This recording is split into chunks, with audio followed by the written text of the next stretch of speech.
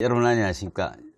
이 시간에는 그 산업안전보건법상의 근로자 대표의 통지 요청에 관한 사항에 대해서 간략히 말씀드려볼까 합니다. 이 산업안전보건법이나 또는 그 노동법상의 여러 규정, 여러 사항들에 보면 근로자 대표라는 말이 많이 나옵니다. 이제 그 중에 특히 산업안전보건법에서는 이제 근로자 대표가 이러이러한 요구 또는 이러이러한 요청이 있을 경우 이제 사업주는 그에 성실히 요청해야 된다, 그런 것들이 있는데, 이 우선 근로자 대표는 과연 어떤 사람을 근로자 대표라고 하는지부터 얘기를 한 다음에 구체적인 사항들 얘기하는 게 순서일 것 같습니다. 근로자 대표라는 것은 이제 기본적으로 이 당해 사업장에 노동조합이 있는 경우에는 그 노동조합이 대표를 얘기하는데, 여기서 노동조합은 당해 사업장, 다 용어가 의미가 있으니까 여기 구별해서 얘기합니다. 당해 사업장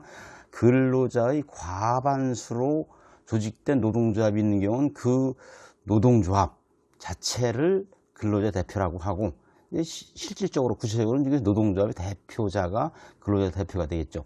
그리고 이제 노동조합이 있는데 근로자 과반수로 조직된 경우가 아니다, 이런 경우, 또는 노동조합 자체가 무슨 이유로 다 있지 않다, 이런 경우에는 이 적절한 방법으로 근로자들이 선출한 근로자 대표가 근로자 대표입니다. 여기서 적절한 방법이라는 것은 중요한 게 이제 사업주의 간섭, 지배 등이 개입되지 않고 근로자들이 민주적, 자주적인 방법으로 선정한 사람을 근로자 대표라고 합니다. 아시겠죠? 이제 이런 이제 근로자 대표의 통지 요청에 대해서 사업주가 성실하게 응해하도록 되어 있는데, 그 내용들이 법에는 이렇게 되어 있습니다. 좀 보고 말씀드릴까요?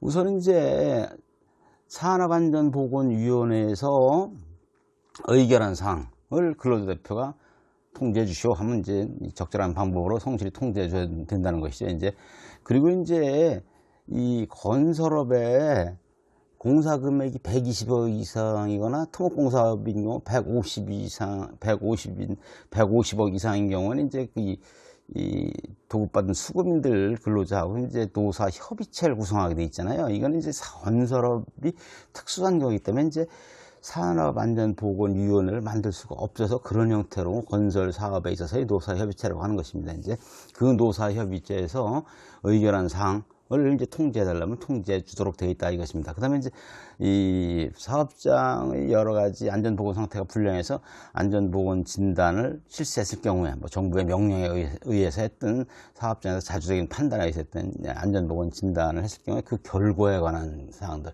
그리고 이제 안전보건 개선 계획을 회사에서 수립한다 할 때 이제 이 수립 시행에 관한 사항들, 그 다음에 이제 이 도급 사업에 있어서 도급인의 이행 사항이라는 게 있어요. 그래서 이제 도급인하고 관계 수급인하고 이제 구성으로 하는 안전보건 협의체를 만들면 그 협의체 구성 운영에 관한 사항이라든지, 작업장 순회 점검에 관한 사항이라든지, 또는 이 관계 수급인이 여럿일 경우에 그 모두를 합해서 관계 수급인이라고 하는 것입니다. 관계 수급인이 근로자에게 실시하는 안전보건 교육을 위한 장소나 자료의 제공, 이런 여러 가지 교육에 관한 사항들, 그 다음에 이제 도급사업의 경우 말고 일반적인 사업에서 이제 물질 안전 보건 자료에 관한 사항, 이 MSDS 있잖아요. Material Safety Data Sheet, MSDS에 관한 사항, 그리고 작업 환경 측정에 관한 사항들, 이런 것들에 대해서 근로자 대표가 아까 말씀드린 대로 근로자의 과반수로 조직된 노동조합인 그 노동조합, 그렇지 않은 경우는 적정한 민주적인 자주적인 방법으로 선정한 근로자 대표가 통지해 달라고 한 경우에는 그런 사항들을 성실히 응해라, 이런 얘기가 되겠습니다. 이제 그리고 이 통지 위반에 대해서 사업주가 통지하지 아니한 경우는 300만 원 이하의 과태료가 있습니다. 이 사업주 여러분 또는 시청하신 여러분, 왜 이렇게 근로자 대표의 통지 요청 제도를 두고 있을까요?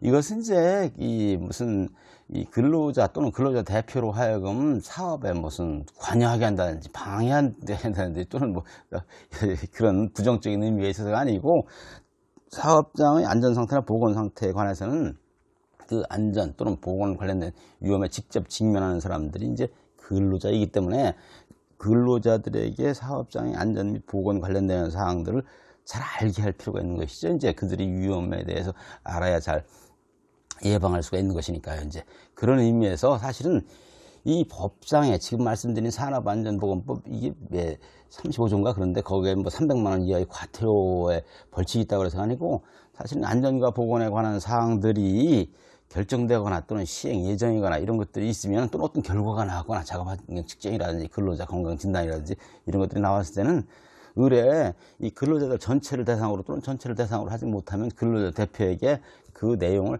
자꾸 이 의뢰 알려주는 것을 회사의 관행 내지 관습으로 좀 만들 필요가 있습니다. 그래가지고 이 말하자면 뭐 이런 얘기를 하기가 뭐한데 이 지저분하게 이렇게 좀 노사 간에 분쟁이 되거나 그럴 필요가 전혀 없는 상황이 되겠습니다.